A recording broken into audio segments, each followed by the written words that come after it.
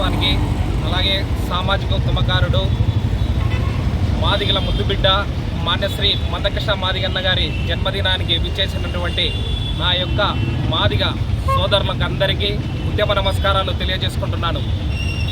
రాజ్యాంగానికి స్ఫూర్తిగా ఎస్సీ వర్గీకరణ ఏబిసిడీలు జరగాలనే ఉద్దేశంతో 30 సంవత్సరాల క్రితం మాన్యశ్రీ మందకృష్ణ గారి ఆధ్వర్యంలో ఈ ఎంఆర్పిఎస్ ఉద్యమం ప్రతి ఒక్క మాదిగా ఆర్థికంగా విద్యా ఉద్యోగాలలో సమాన హక్కులు రావాలనే ఉద్దేశంతో దృఢ సంకల్పంతో స్థాపించబడింది.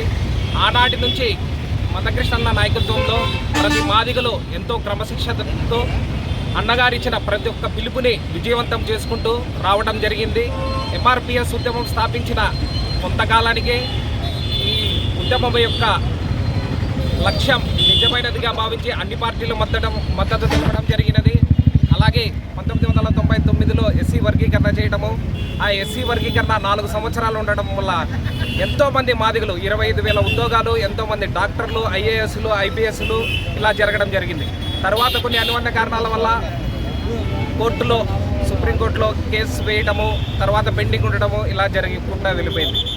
అలాగే ఈ ఉద్యమాన్ని ఆ రోజు నుంచి తన లక్ష్యం వైపే ప్రయాణం చేసుకుంటూ ఎన్నో ఒడిదుడుకులు వచ్చినా కూడా ఉమ్మడి ఆంధ్రప్రదేశ్ విభజన జరిగినా కూడా ఎక్కడా తగ్గకోకుండా ఉద్యమాన్ని 2 రాష్ట్రాలలోనే కాకోకుండా దక్షిణ భారతదేశం మొత్తం కూడా ఉద్యమాన్ని తీవ్రస్థాయికి తీసుకొని వెళ్ళి ఈ దేశ ప్రధానినే హైదరాబాద్ గడ్డపైకి మాదిగల విశ్వరూప మహాసభకు పిలిపించి ఆయన నుంచి మనకు వర్గీకరణ చేస్తాము అని చెప్పి ఇచ్చిన ఏకైక వ్యక్తి ఎవరంటే శ్రీ మాన్యశ్రీ మందకృష్ణ మాదిగన్న గారని ఈ సభాముఖంగా తెలియజేస్తున్నాను.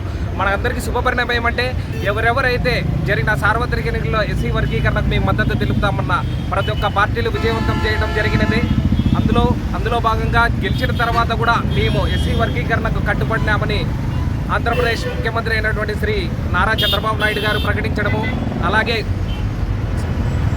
దేశ ప్రధాని గారు కూడా కమిటీని వేగవంతం చేయడానికి పిలుపునివ్వడం మనకు ఎంతో శుభపరిణామం. మాదిగలందరూ మనకు తొందరలో మంచి రోజులు వస్తున్నాయి, మన ఎస్సీ వర్గీకరణ చేసుకుంటాం, తరువాత అన్నగారు పిలుపునిచ్చే దానివైపు పార్టీలకు అతీతంగా ప్రతి ఒక్క మాదిగా ఏకమయ్యి మాదిగ జాతి ఐక్యతను చాటుతూ మనమందరికీ ముందుకు వెళ్ళాలని తెలియజేస్తూ నాకు ఈ అవకాశం ప్రతి ఒక్కరికి పేరు మీద ధన్యవాదాలు తెలుపుతున్నాను. జై మాదిగ, జై మందకృష్ణ మాదిగ. బడుగు బలహీన వర్గాల ఆశాజ్యోతి మందకృష్ణ అన్న జన్మదిన శుభాకాంక్షలు. ఎస్సీ మాదిగలందరము అన్నకు రుణపడి ఉండడానికి ఇదొకటి అవకాశం. 1994లో ఉద్యమం 20 మందితో స్టార్ట్ చేసి ఎక్కడ కూడా మెదవకుండా ఇప్పటికి 30 సంవత్సరాలు పూర్తి చేసిన గణతంత్ర ఒక మందకృష్ణ మాదిగకే దక్కుతుంది. అన్న ఆ రోజు కూడా 1994లో మాదిగలని చెప్పుకోవడానికి భయపడే వ్యక్తులు ఈరోజు అన్న ఉద్యమం వల్ల ప్రతి ఒక్కరు మాది కుటుంబము మాదిగంటూ ప్రతి వారు మాదిగని చెప్పుకునే రోజు వచ్చిందంటే కేవలం అది మందకృష్ణ వల్లే మనకు అభిరుచి.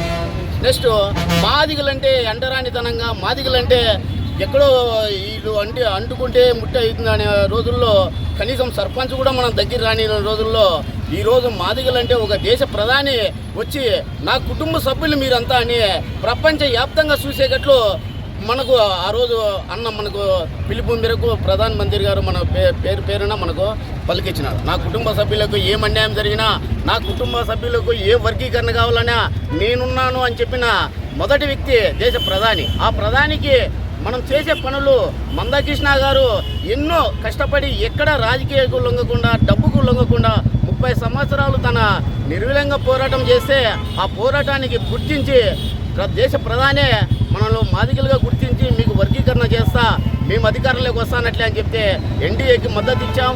అత్యధిక మెజార్టీతో 160 సీట్లు గెలిపించిన ఘనత ఒక ఎస్సీ మాదిగలందరము తప్పకుండా ఓట్లేసి ఈ పొద్దు మనము రాష్ట్ర స్థాయిలోనూ నిలబడినాం. ఈ వర్గీకరణ కూడా ఎక్కువ కాలం ఉండదు, దగ్గరలోనే ప్రతిఫలాలు అందుతాయి. చదువుకున్న వారికి చదువుకునే అవకాశం వస్తుంది, చదువుకున్న వాళ్ళకు ఉద్యోగ అవకాశాలు వస్తాయి. ఎక్కువ కాలం లేదు, మన ప్రయాణంగా అయిపోయి వచ్చింది. కేవలం 5 నెలల్లోనే మన వర్గీకరణ అయిపోతుంది. అన్న ఆశయాలు మనం నెరవేర్చుకుంటాము. తర్వాత నిర్వ్యయంగా ప్రతి మాదిగ కుటుంబాలు ప్రతి మాదిగ పల్లెల్లో కూడా ఈ పొద్దు అత్యధికంగా చెప్పుకోవాల్సిన రోజు.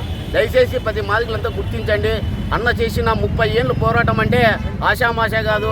ఏ రాజకీయ నాయకులు ఒత్తిళ్లు కానీ, ఏ రాజకీయ నాయకులు బలం ఇచ్చినా కూడా, ఏ డబ్బు ఇస్తున్నా, ఎమ్మెల్యే పదవులు ఇస్తున్నా ఎవరు ఏం నాకు వద్దు, నా కుటుంబ సభ్యులు బాగుపడాలని, నా జాతి బాగుపడాలని చెప్పిన వ్యక్తి ఏకైక మందకృష్ణ మాదిగ అని గర్వంగా చెప్పుకుంటూ ఈ అవకాశం ఇచ్చిన మీ అందరికీ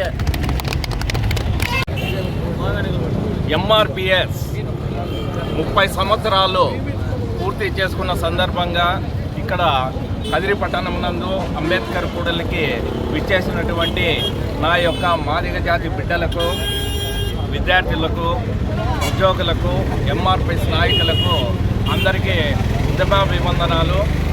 ఈరోజు యొక్క ముఖ్య ఉద్దేశం ఏమంటే, గత 30 సంవత్సరాలలో ఈ ఉద్యమము స్టార్ట్ అయింది. అంటే 2004వ సంవత్సరము జూలై 7వ తేదీన ప్రకాశం జిల్లాలోని ఈదుముడి అనే చిన్న గ్రామంలో ఈ ఎంఆర్పిఎస్ ఉద్యమం అనేది దాదాపు 20 మందితో ఈ ఉద్యమము ఉనికి పుచ్చుకున్నది.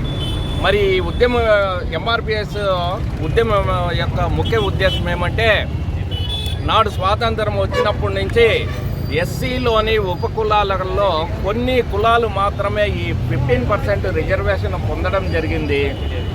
మిగతా ఎస్సీలోని ఉపకులాలు ఏమాత్రము అరకొరగా ఉపయోగించుకుంటున్నారా అనేది యొక్క ముఖ్య ఉద్దేశము.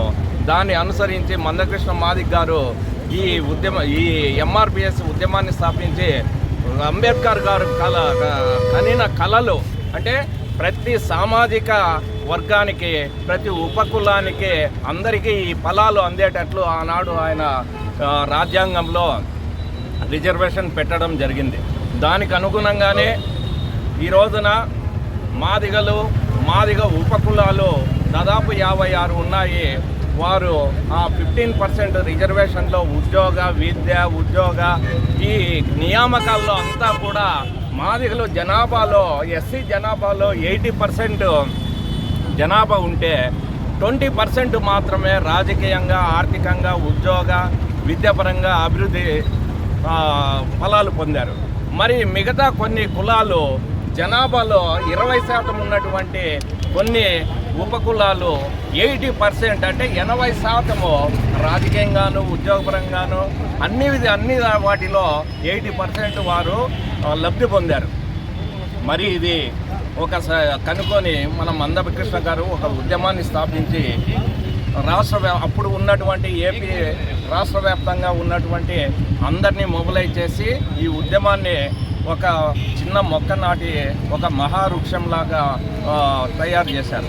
మరి అప్పుడు ఉమ్మడి ముఖ్యమంత్రి శ్రీ నారా చంద్రబాబు నాయుడు గారు ఏమిటి ఈ కృష్ణ గారు చేస్తున్నటువంటి ఉద్యమము ఏమి అని చెప్పేసి పిలిపించి అడిగితే, అన్నగారు మాకు జరిగినటువంటి అన్యాయము ఈ విధంగా ఉంది అంటే, మీరు నేను చెప్పేది కాదు, దీనికి ఒక కమిషన్ వేద్దాము, ఆ కమిషను ఏం చెప్తే దానికి అనుగుణంగా పోతామని అప్పుడు జస్టిస్ రామచంద్రరాజు కమిటీ వేయడము, ఆ కమిటీ కూడా మాదిగలకు అన్యాయం జరిగింది, అది వాస్తవం అని చెప్పేసి రిపోర్ట్ ఇవ్వడం జరిగింది. దానికి అనుగుణంగానే చంద్రబాబు నాయుడు గారు 2000 సంవత్సరంలో రాష్ట్రపతి ఆర్డినెన్స్ తీసుకొచ్చి వర్గీకరణ ఏబిసిడి, బీసీల్లో ఏ విధంగా జనాభా ప్రాతిపదికన ఏబిసిడి వర్గీకరణ ఉందో ఎస్సీలో కూడా ఏబిసిడి జనాభా ప్రాతిపదికన చేయడం జరిగింది 2000 సంవత్సరంలో. దాదాపు 2000 నుండి 2004 సంవత్సరం వరకు మనకున్నటువంటి రిజర్వేషన్, మన ఫలాలు మనము పొందడం వల్ల దాదాపు 40 సంవత్సరాల్లో మనం కోల్పోయినటువంటి నష్టాన్ని ఈ 4 ఏళ్లలో ఎంతోమంది డాక్టర్లు, ఇంజనీర్లు, ఐఏఎస్లు మన మాదిగలోని రెల్లి కానీ మిగతా ఉపకులాలు పొందడం జరిగింది. మరి ఈ 2014లో అప్పటి ముఖ్యమంత్రి వైఎస్ రాజశేఖర రెడ్డి గారు ఈ వర్గీకరణ ఏబిసిడిని తీసివేయడం జరిగింది. ఒక చిన్న ఇది రాష్ట్రపతి ఆమోదం కాకుండా పార్లమెంటులో బిల్లు అయితేనే చేయాలని చెప్పేసి కొంతమంది మాల సోదరులు సుప్రీంకోర్టులో కేసు వేయడం వల్ల అది ఆ విధంగానే పెండింగ్ వచ్చింది. మరి తర్వాత వచ్చినటువంటి కాంగ్రెస్ కేంద్రంలో ఉన్నటువంటి కాంగ్రెస్ కూడా దీనికి మేము మద్దతు ఇస్తాము. మా ప్రభుత్వం వచ్చిన వెంటనే పార్లమెంటులో బిల్లు పెట్టి మేము ఎస్సీ వర్గీకరణ చేస్తామని ఒక ఉషా మెహ్రో కమిటీ వేయడం జరిగింది. ఆ ఉషా మెహ్రో కమిటీ కూడా మనకు అన్యాయం జరిగిండేది అని చెప్పేసి చెప్పడం జరిగింది. మరి వాళ్ళు రాజకీయ పరంగా ఏం ఆలోచన చేశారో ఏమో అది అమలు చేయకోకుండా దాన్ని కాలయాపన చేస్తూ వచ్చారు. ఇప్పుడు ఉన్నటువంటి బీజేపీ ప్రభుత్వము అప్పుడు ప్రతిపక్షంలో ఉన్నప్పుడు మీరు బిల్లు పెడితే మేము మద్దతు ఇస్తామన్నారు. వారు బిల్లు పెట్టలేదు. కాబట్టి ఈసారి బీజేపీ వాళ్ళు ఇది పకడ్బందీగా చేస్తామని చెప్పేసి గతంలో హైదరాబాద్లో నిర్వహించినటువంటి మహాసభకు మన ప్రధానమంత్రి మోడీ గారు వచ్చి గట్టి హామీ ఇవ్వడం జరిగింది. కాబట్టి మనము ఇన్ని రోజులు నష్టపోయినటువంటి